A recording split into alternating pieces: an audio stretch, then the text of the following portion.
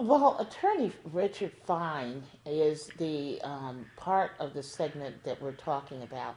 Attorney Richard Fine is a friend of the Deanne Burley Show. He's an attorney. He has been doing a lot of good work for people all over the country. This man's in jail. He has no rights. They took his rights to even be able to try his own case away from him. And he's sitting, rotting in a prison cell that's in a medical facility. They're saying that he has mental problems because he said that there are judges doing corrupt things. Well, we're going to go right to William Wagner, who's on the phone right now, Mario, and we're going to talk about that. Well, William, I want to ask you a question. Everything you're saying right now is very similar to the Gaylord case of Illinois. In the 60s, 70s, a number of attorneys were involved with major bribes to judges in Cook County. Judge Lefevre went to jail saying that he was God.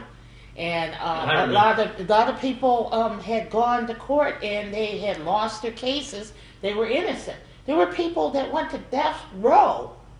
They went to death row, folks, out there, and you know what? They were murdered on death row, and they didn't do anything. We were little kids when that was going on. I remember that was actually in the early 80s, wasn't it? No, that was in the 60s and 70s, and the thing was... I think they were getting tried in the 80s. Right. In fact, when I lived in McClure Court, one of the judges hung himself in the building because of the case. And the thing was that they were in prison for a minute, and they let him go. And now it's blossoming out all over the country. It's not only in California. This thing is going on all over the nation right now. Not only our nation, Deanna, but I've got lots of information. It's happening up with the Royal Canadian Mounted Police are falsifying reports. Children are raped ritualistically, and the courts are involved in that rape in Canada, in Alberta, in Ontario, in New Brunswick provinces. I mean, it's like a worldwide plague is broken out on us. But let me focus back on Richard Fine. What he did is he went to a judge outside of L.A. County because no L.A. County could hear it because they were all defendants. And the judge found for the judges and said, no, Richard Fine, you're wrong. It's okay if a government unit does it, even if the government unit never loses a case. Well, that didn't sit well with Richard Fine, so we appealed it to the California Appellate Court. And three judges sat down and looked at it and said, well, the penal code is very clear, and the law is clear, and we reversed the lower court, and Richard Fine wins. All these judges are guilty of taking money they've got to pay back. And besides that, there may be criminal sanctions here because they violated the criminal code by taking these things. So civilly, they got to give the money back. And we're talking about here's a $46,000 a year, and they got to give it all back. So what then happened is Richard Fine went down to LA and said, okay, I filed properly to get my attorney's fees, so you guys got to pay my attorney's fees. And they said, well, listen, we're going to postpone this for 30 days. Well, in the interim, and I mean just recently, like 6 weeks ago, what they foreign attorneys, they hired a lobbyist named Mongolian, and he went up there, and meanwhile the judges appealed it to the California Supreme Court, and Judge Lucas and Ron Lewis and those guys, they looked at this and said, damn, if we overturn this, then it looks like we have no credibility. We're saying some judges in certain counties can break the law with impunity.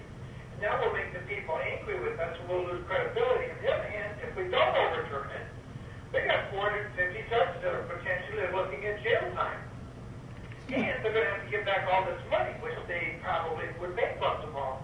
And that'll make this very unpopular, plus we'll be short 450 judges for LA County. So I'm sure what was going through the Supreme Court's mind is we got to fix this, but we can't let it be seen that we fixed it. So they have a minion group. I would call it a slave minion group to the Supreme Court of California called the Judicial Council.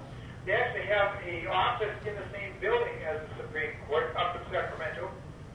And they have them write up a bill. We refer to the bill as SB or XSB 11.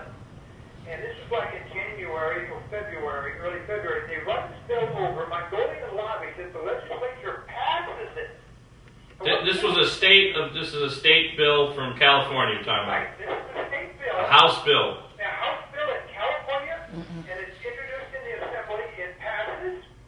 The governor at the bewitching hour, Arnold Schwarzenegger, signs it into law, I think close to midnight, where there's no media watching, there's no attention being paid at all. And it's signed into law, and then there's a total media blackout. No media in LA County is covering it. I was the only media that I know of that went down to cover it from Santa Barbara County and got the protest, the third protest to get Richard Fine out of jail.